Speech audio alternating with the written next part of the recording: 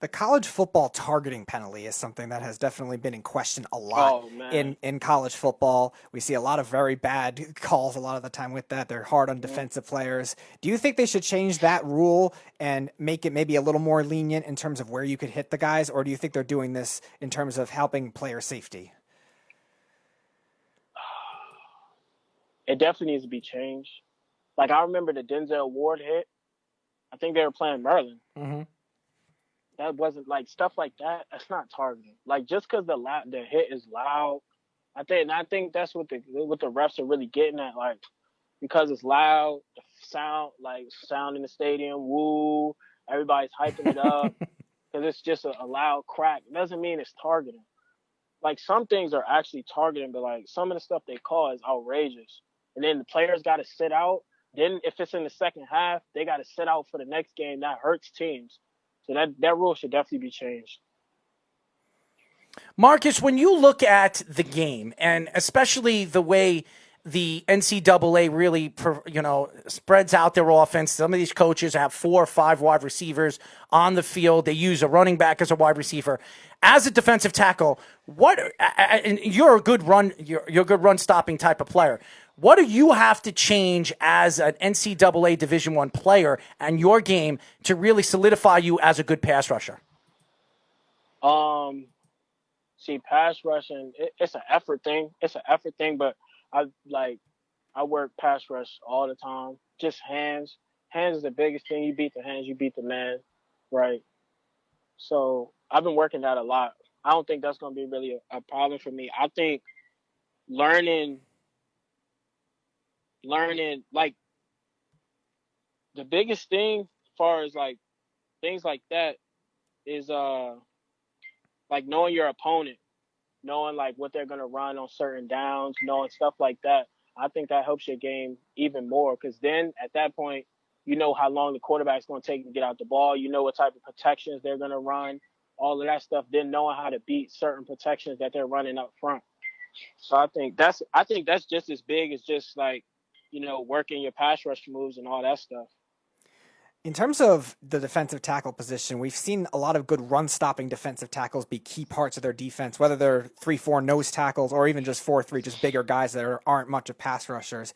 And Hmm. because they don't get as many stats, obviously the Pro Bowl, the awards, and the Hall of Fame especially doesn't really give them the recognition they deserve. So do you think some of those run-stopping type defensive tackles, nose tackles, should deserve more credit when it comes to those types of awards and recognitions, milestones, anything like that?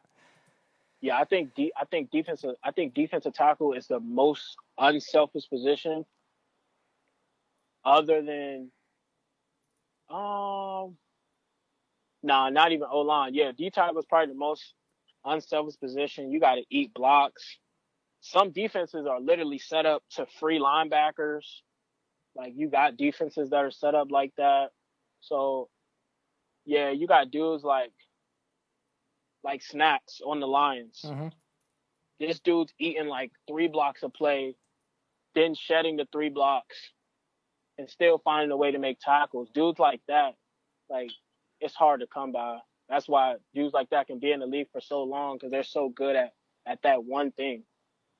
Like Snacks, I think Snacks, those, Snacks Harrison was an undrafted player too. yeah, yeah, he has a crazy story. I actually met Snacks 3 years ago. I was at an event, and I'm a Jet fan, so I got to interview him, and this is when he played for the Giants. Yeah, And I got into a long conversation with him, and he's one of the most gracious, nicest people, funniest guys you'll ever meet. And I'm telling you, he loves his Rice Krispie treats. oh, I've seen that. I've seen that somewhere. I actually knew he was going to be at the event, so I bought him a box of Rice Krispie treats. He loved me.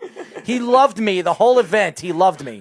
He wanted to chat with me and nobody else. He'll remember you as the guy who brought you Rice Krispie treats. I did. He loves his Rice Krispie treats, but very, very nice guy. And Snacks is a guy that you look at, and his story is a very special story. And the fact that he got into the NFL the way he did, and the Jets gave him a chance, Rex Ryan gave him a chance, it really changed his life, changed his career, and he was an all-pro player as a New York Giant. So I want to see great things from you, too. Before we let you go, my friends, tell us a little bit about who you are. Are you a comedian? Are you a funny guy? Are you a person that people look up to? Or what type of player are you in the locker room? A lot of people sound funny. Give me one of your jokes. Give me one of your jokes.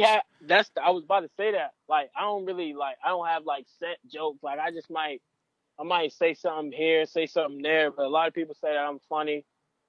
But I'm not, like, nobody likes a cancer in the locker room. Like, that's the worst thing when you got a dude who always has something to say. I got a friend. I got a friend. To the coaches. I got a friend for you. I'll introduce you to Terrell Owens. There you go. Yeah, somebody somebody like that, just always talking. Then especially if they're not producing, that's even worse. You know what I'm saying? But like, I'm not that dude. Like, I'm coachable. I'm a very coachable player. I'm always willing to learn something. Right? I'm always gonna help out a teammate. You need help. You need something. I got you. Like, shit. I'm a chill dude. Like, I'm not on nothing crazy. Well, what I want you to do is when you get a chance to talk to your coach, if you guys need a new mascot, we got one sitting right next to me. We got him right next to me. He would love to be your team's mascot. Look at it. Look at this guy. He's got a beard. He looks, a little bit like a tarantula kind of thing, whatever that thing. I'm a tarantula for a team that's named the Terrapins, which their mascot's a turtle. So there you go. Interesting. Well, maybe we'll dress you up like a turtle. You look like pretty good with the turtle costume on or something, There you go, Speedy. Interesting. Marcus, is there ever a time at any level of football that you actually had a chance to do some kind of crazy exotic-like play, whether it's an offensive play, lining up as a running back, lining up as a tight end, maybe catching a touchdown, or even an interception, something like that? Is there a crazy play like that you've done, and if so, can you describe it? My freshman year, I went to DeMatha, right? DeMatha Catholic, Hodgesville, Maryland. So I went there my freshman year, and actually, I got a handoff my freshman year. I was playing in the freshman. They got 3 teams: freshman, JV, varsity. I was playing in the freshman game. I played varsity and freshman, right? So I went down to play in one of the freshman games, and I actually got the ball and I scored too. So yeah. Mm-hmm. Well, Marcus, got a little handoff. Oh, you got a little handoff, huh? Well, yeah, it was a handoff. I scored. Well, if I want you to do me a favor, if you ever score a touchdown your first season, obviously they're not gonna be a season this year, but next season when you have the opportunity to pick up a fumble and run it in, what kind of dance are you gonna do for us? I want to hear. You're gonna pick out a dance. What type of dance would you do when you score a touchdown? A dance. I might have some team. I might have some team stuff set up, like how the Seahawks got it. Mm-hmm. Seahawks got some of the best celebrations. They wide receiver core. So I might have some like that, like a little team celebration. Well, I have a lot of guys, a lot of recruits that we've had on this show. For some reason they like the Dougie. So could you do the Dougie? Dougie, that's a classic one. That might get me on SportsCenter. Yeah. The Dougie after a touchdown, that's a classic one. Well, do me a favor, and I have had a lot of recruits on this show. If you do run in a touchdown by picking up a fumble, I want you to do the Dougie, and I want you to look up and make it look like you're looking through a camera up to the sky and give me a finger, like a point up into the sky. I know you're talking about me. How's that sound? Okay.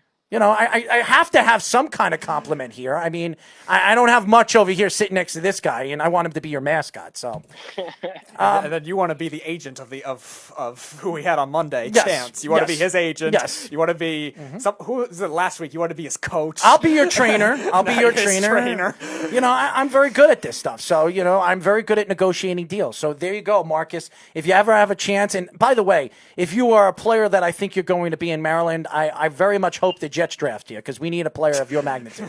That's for sure. Play next to Quentin Williams. That's right. If he's still there. He's gonna be another Jamal Adams. One more question, and this I love Jamal Adams too when he keeps his mouth shut. I mean, when he opens it, it kind of scares me away from who he is as a player. But let me ask you one more question, and this is a question I ask every single recruit: boxers or briefs, and why? briefs. Briefs. I feel like the boxers, they scrunch up. They move around too much. I rock the briefs. I can't wear the boxers.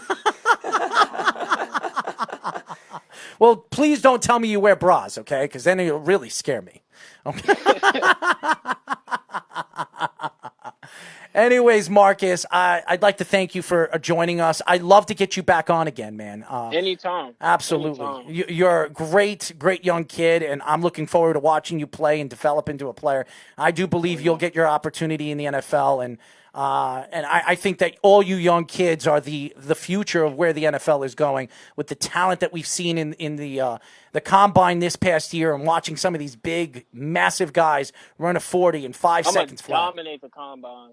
Well, I can help you with that. So just remember that I can help you with that. You're gonna time his you're gonna time all his drills too. No, I could do it. Help him work out. Oh, you think I can't do it? You think I can't do it? I'm not denying that. I I'm just can saying do you're creating a lot of jobs for yourself. I am a workout phenomenon, Marcus. I work out. I'm a beast, man. I'm on beast mode. Once you I put on my headset, you can't bother me. I'll bite your hands off if you walk into the gym and try to bother me. Marcus, this guy claims that he has a bigger upper body than Justin Tuck. By the way. Hold on 1 second. Hold on 1 second. I was at Shinnecock, and I was interviewing him, and we were standing next to him. He lost a lot of weight after the NFL. So I was standing, he obviously is a lot taller than I am. But, I mean, size difference. He was upper body wise, and we were about almost the same size. I mean, he's laughing. You see what you do to me, man? You make me feel so depressed about my You're putting me in a mascot. Well, you are a mascot. Look at you. You're the mascot of the network. Anyways, Marcus, thank you for joining us, man. I'll tell you this right now. I'm looking forward to the season, if there is a season, and if there isn't a season next year. We're going to keep tabs on you. We want to get you on the show before next season, and just go back. And maybe we'll get you on our FM dial, because I would love the Long Island fans around within the 55-mile radius to get to know you as a player, too, because you're going to be playing in Maryland, and it's on the outskirts of New York. So I would love to get you on, possibly on one of those shows as well. Okay. Marcus, thank you for joining us, my friend. No problem.